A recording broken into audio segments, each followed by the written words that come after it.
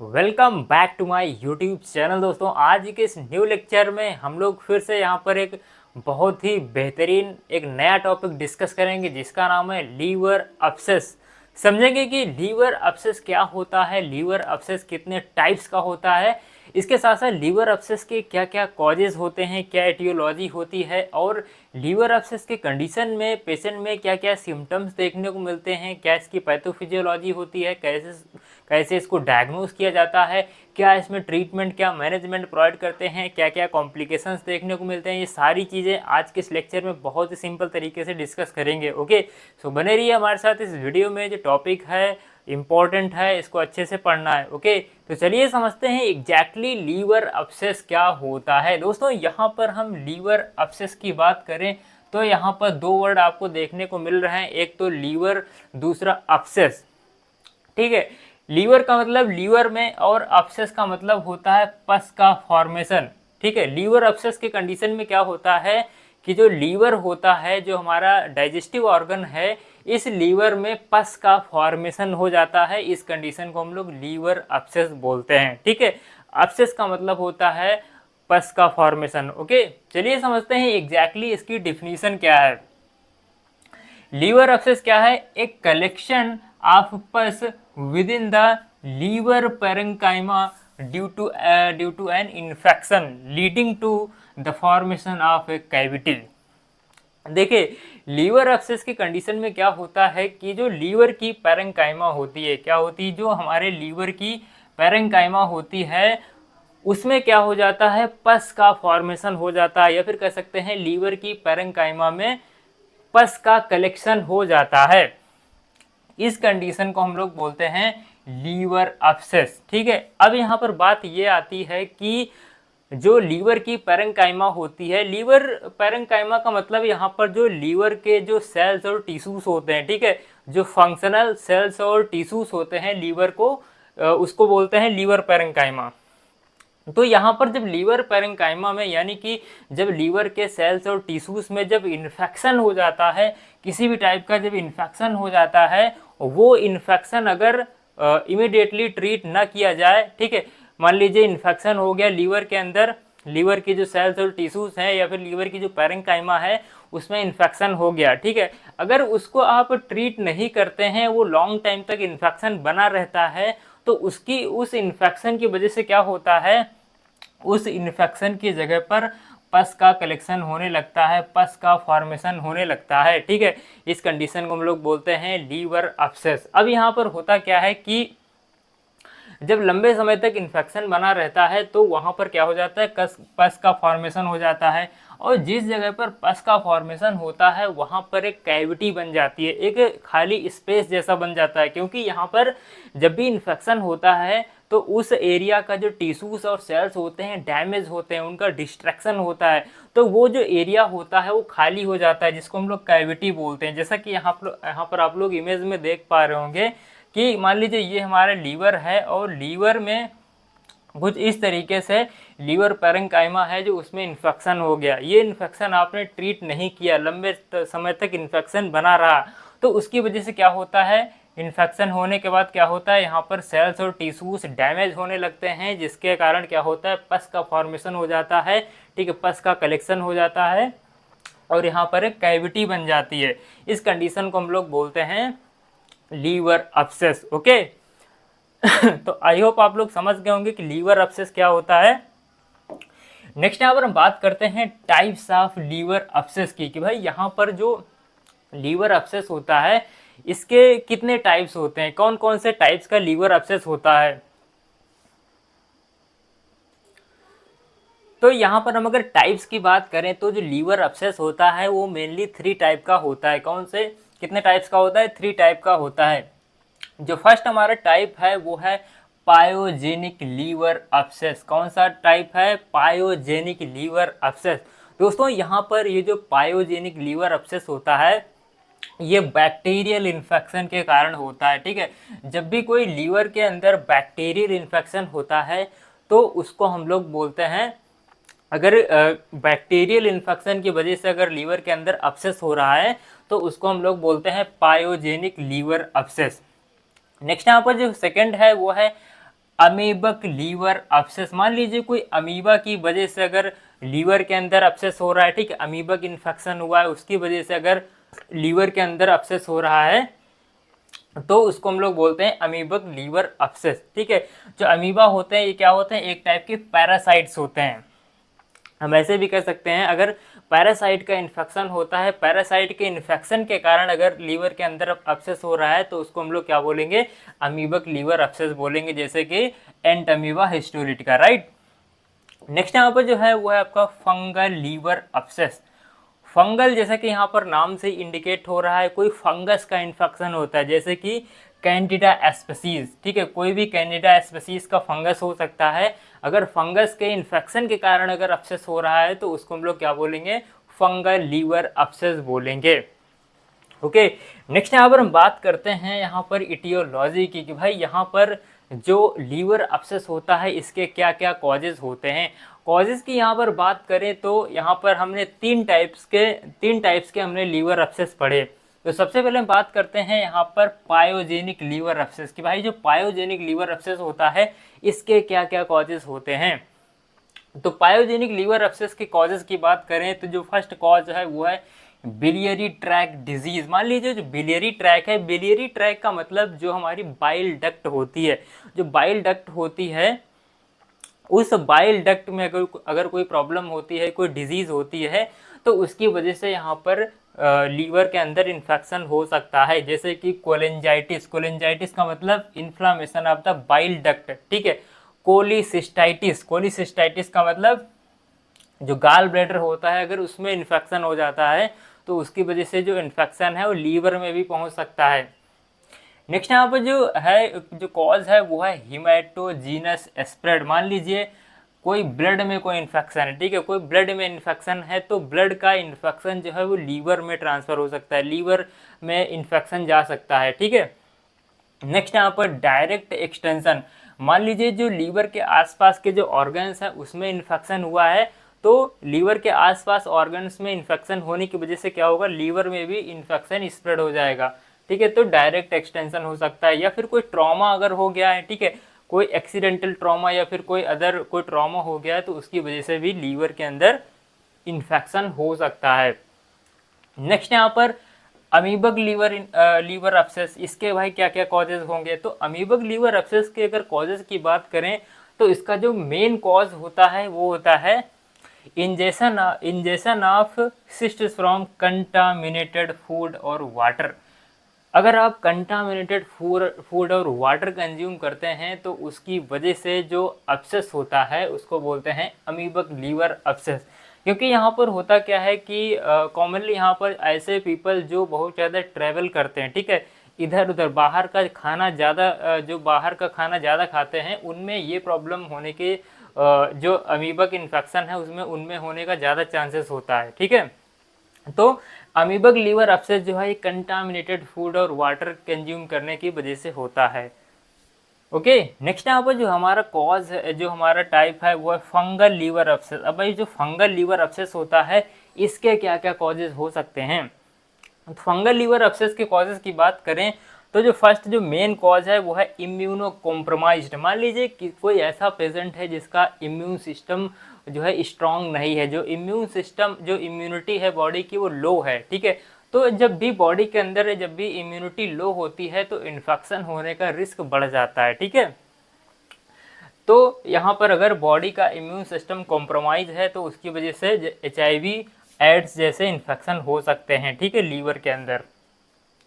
और या फिर ट्रांसप्लांट रिसिपिएंट, मान लीजिए यहाँ पर होता क्या है कि जब कोई ऑर्गन ट्रांसप्लांट किया जाता है किसी पर्सन में तो जो रिसिपिएंट होता है उसके बॉडी की इम्यूनिटी को कॉम्प्रोमाइज़ कर दिया जाता है, बॉडी की इम्यूनिटी को लो कर दिया जाता है कुछ मेडिकेशंस के द्वारा, तो उस टाइम पर भी यहाँ पर इन्फेक्शन हो सकता है। तो ये हमारी इटियोलॉजी है, कॉजेज़ हैं जिसकी वजह से लीवर के अंदर अब्सेस देखने को मिलता है। नेक्स्ट यहाँ पर हम बात करते हैं पैथोफिजियोलॉजी की। तो यहाँ पर पैथोफिजियोलॉजी बहुत ही सिंपल है, कुछ खास नहीं है। पैथोफिजियोलॉजी की बात करें तो सबसे पहले हम बात करते हैं पायोजेनिक लीवर अब्सेस की बात करें कि भाई पायोजेनिक लीवर अब्सेस कैसे होता है। तो हमने बात किया था कि जो पायोजेनिक लीवर अब्सेस होता है ये बैक्टीरिया के कारण होता है, ये एक टाइप का बैक्टीरियल इन्फेक्शन होता है। तो बैक्टीरिया का इन्वेजन होता है कहाँ पर, लीवर के अंदर। जब बैक्टीरिया का इन्वेजन होता है लीवर के अंदर तो उसके बाद क्या होता है, लोकलाइज्ड इन्फ्लामेशन हो जाता है लीवर के अंदर, लोकलाइज्ड इन्फ्लामेशन होता है। ठीक है, जब भी इन्फेक्शन होता है तो जो फर्स्ट रिस्पांस होता है वो इन्फ्लामेशन होता है। ठीक है, इन्फ्लामेशन होने के बाद क्या होता है, लॉन्ग टाइम तक अगर लॉन्ग टाइम तक इन्फ्लामेशन बना रहता है तो उसके बाद क्या होने लगते हैं, नेक्रोसिस होने लगती है, वहाँ के उस एरिया के जो सेल्स और टिश्यूज हैं डैमेज होने लगते हैं। ठीक है, अब जब नेक्रोसिस होती है तो नेक्रोसिस होने के बाद वहाँ पर पस का फॉर्मेशन हो जाता है। ठीक है, पस का फॉर्मेशन हो जाता है, पस का कलेक्शन हो जाता है और वहाँ पर कैविटी बन जाती है। ठीक है, इसी को बोलते हैं लीवर एब्सेस। नेक्स्ट यहाँ पर है अमीबक। मान लीजिए कोई पैरासाइट है, ठीक है, कोई पैरासाइट है, उसका अगर इन्फेक्शन होता है तो उसकी वजह से यहाँ पर अमीबक लीवर एब्सेस होता है। Ingested cysts of Entamoeba histolytica release trophozoite that invade the intestinal mucosa enter the blood stream and reach the liver. अब यहाँ पर होता क्या है, हमने जैसा कि बात किया था कि अगर आप कंटामिनेटेड फूड और वाटर कंज्यूम करते हैं, ठीक है, कंटामिनेटेड फूड और वाटर कंज्यूम करते हैं तो तब क्या होता है, उस कंटामिनेटेड फूड और वाटर में पैरासाइट्स हो सकता है। ठीक है, एंट अमीबा हिस्टोलिटिका हो सकता है। अब ये जब जाता है जीआई ट्रैक के अंदर तब क्या होता है, कई सारे ट्रोफोजॉइट्स को रिलीज करता है। ये जो ट्रोफोजॉइट्स होते हैं ये इंटेस्टाइनल म्यूकोसा में इन्वेड कर जाते हैं, इंटर कर जाते हैं और ब्लड स्ट्रीम में पहुंच जाते हैं। कहाँ पर पहुंच जाते हैं, ब्लड स्ट्रीम में। अब भाई ब्लड स्ट्रीम में पैरासाइट पहुंच चुका है तब ब्लड से कहाँ चला जाएगा, लीवर में चला जाएगा और लीवर के अंदर इन्फेक्शन कॉज करेगा। लीवर के अंदर इन्फेक्शन होगा तो इन्फ्लामेशन होगा, नेक्रोसिस होगी, उसके बाद पस का फॉर्मेशन हो जाएगा। ओके, नेक्स्ट यहाँ पर क्या है, फंगल। ठीक है, फंगल लीवर एब्सेस। अब यहाँ पर क्या होता है, जब भी हमारी इम्यूनिटी कॉम्प्रोमाइज होती है तो उसकी वजह से क्या होता है, इन्फेक्शन होता है। In immunocompromised patient fungal spores spread haematogenously to the liver causing abscess. ठीक है, अब इम्यूनिटी कॉम्प्रोमाइज होती है तो फंगस का इन्फेक्शन हो जाएगा लीवर में, लीवर में इन्फेक्शन होगा तो वहाँ पर क्या होगा, धीरे धीरे इन्फ्लामेशन होगा, फिर क्या होगा, नेक्रोसिस होगी, पस का फॉर्मेशन होगा और वहाँ पर एक कैविटी बन जाएगी। ठीक है, तो इस तरीके से क्या होता है, यहाँ पर लीवर एब्सेस देखने को मिलता है। अब बात कर लेते हैं क्लिनिकल मैनिफेस्टेशंस की कि भाई यहाँ पर पेशेंट में क्या क्या सिम्टम्स देखने को मिलेंगे अगर किसी पेशेंट में लीवर एब्सेस हुआ है तो यहाँ पर कई सारे साइन और सिम्टम्स देखने को मिलते हैं। सबसे पहले हम बात करते हैं कॉमन सिम्टम्स की कि भाई यहाँ पर कौन कौन से ऐसे कॉमन सिम्टम्स हैं जो कि लीवर एब्सेस के पेशेंट में देखने को मिलेंगे। तो सबसे पहले फीवर देखने को मिलेगा क्योंकि इन्फेक्शन है बॉडी के अंदर। ठीक है, और राइट अपर क्वाड्रेंट में एब्डोमिनल पेन देखने को मिलेगा। पेशेंट में जॉन्डिस हो सकता है सम केसेस में। ठीक है, अगर सीवियर अगर इन्फेक्शन हुआ है, सीवियर अगर लीवर एब्सेस हुआ है तब पेशेंट को जॉन्डिस भी हो सकता है।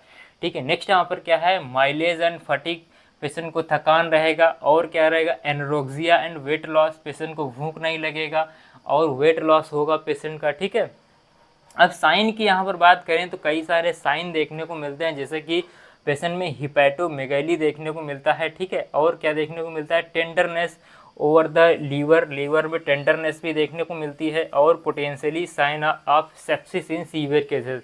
सीवियर केस में क्या होता है, जो इन्फेक्शन होता है वो लीवर से पूरे बॉडी में स्प्रेड हो जाता है। ठीक है, तब क्या होगा, वहाँ पर ब्लड इन्फेक्शन, सेप्सिस जैसी प्रॉब्लम क्रिएट हो जाती हैं। तो ये हमारे जो है साइन और सिम्टम्स पेशेंट में देखने को मिलते हैं।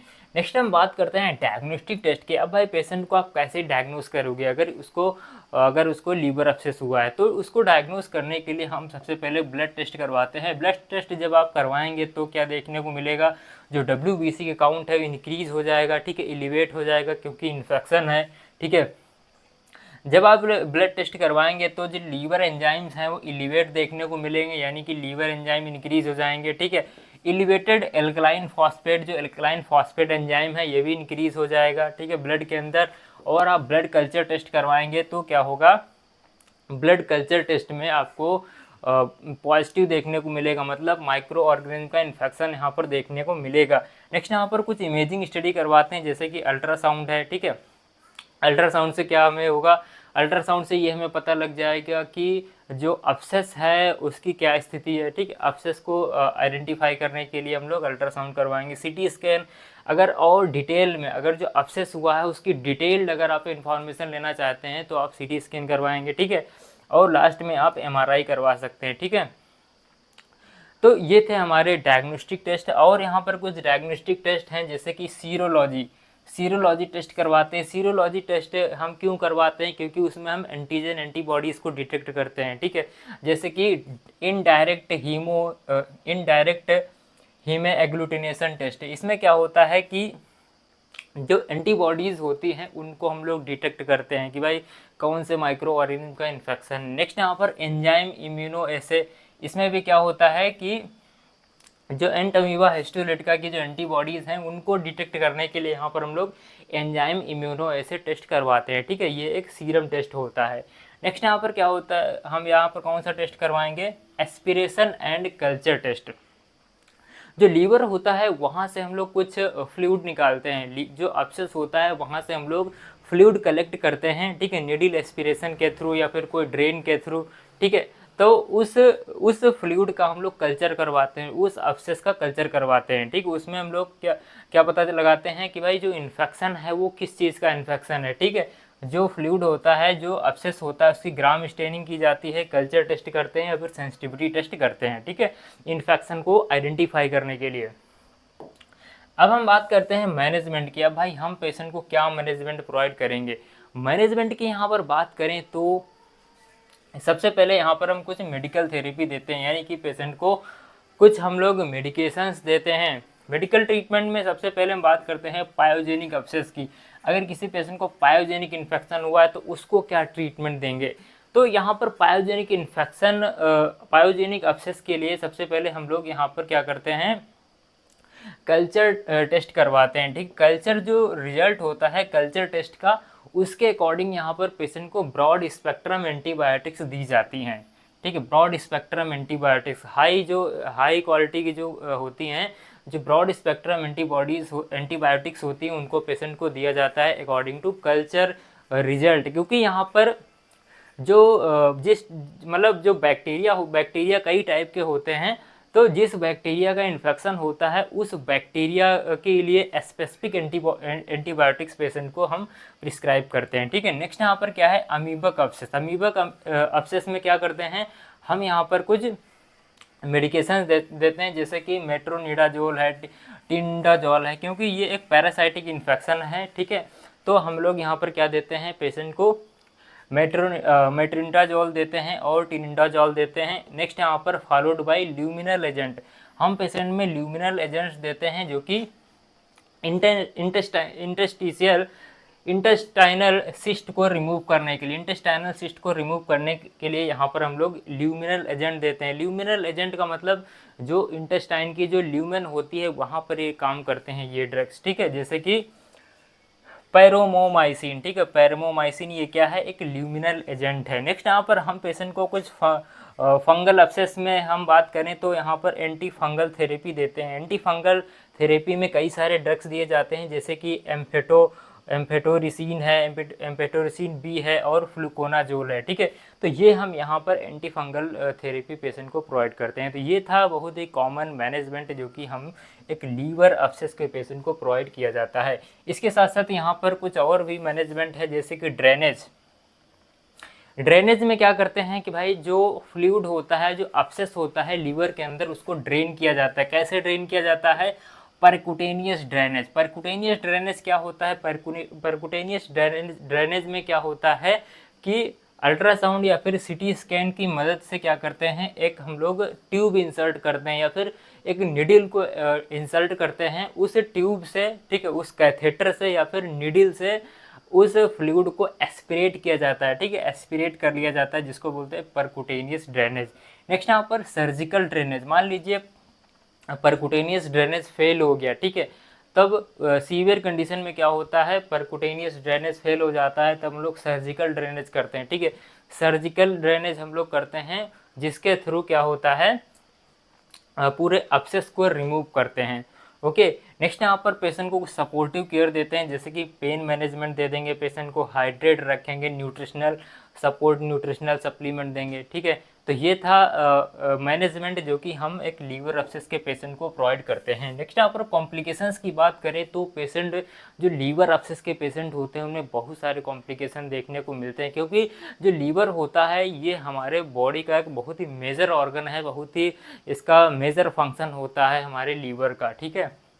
तो अगर लीवर में कोई प्रॉब्लम होती है तो बहुत सारे कॉम्प्लिकेशंस देखने को मिलते हैं, जैसे कि rupture into the peritoneal cavity, जो पेरिटोनियल कैविटी है वो रप्चर हो सकती है, ठीक है। और प्लूरल कैविटी जो होती है वो रप्चर हो सकती है, जो पेरिकार्डियम है वो रप्चर हो सकती है। नेक्स्ट यहाँ पर सेप्सिस और सेप्टिक शॉक हो सकता है, ब्लड के अंदर इन्फेक्शन हो सकता है। अब जब ब्लड के अंदर इन्फेक्शन होगा तो पेशेंट जो है सेप्टिक शॉक में भी जा सकता है। इसके साथ साथ यहाँ पर हिपैटिक वेन थ्रोम्बोसिस हो सकता है पेशेंट में, और सेकेंडरी इन्फेक्शन हो सकता है, ठीक है। सेकेंडरी इन्फेक्शन का मतलब जो लीवर है वहाँ, जो लीवर है लीवर से जो अदर ऑर्गन्स हैं बॉडी के वहाँ पर इन्फेक्शन स्प्रेड हो सकता है, और रीअकरेंस ऑफ अब्सेस, जो अब्सेस है वो रीअकरेंस भी उसका हो सकता है। तो ये थे हमारे कॉम्प्लिकेशंस। आई होप आप लोग सारी चीज़ें समझ गए होंगे। अगर आपको लेक्चर पसंद आया हो तो वीडियो को लाइक और चैनल को सब्सक्राइब जरूर कर देना। इसके साथ साथ अगर आपको पीडीएफ नोट चाहिए तो आप हमारे जीएस मेडिकल एकेडमी एप्लीकेशन को गूगल प्ले स्टोर से डाउनलोड कर सकते हैं, वहाँ पर आपको ये पीडीएफ नोट्स मिल जाएगा। Okay, so thank you so much for the watching.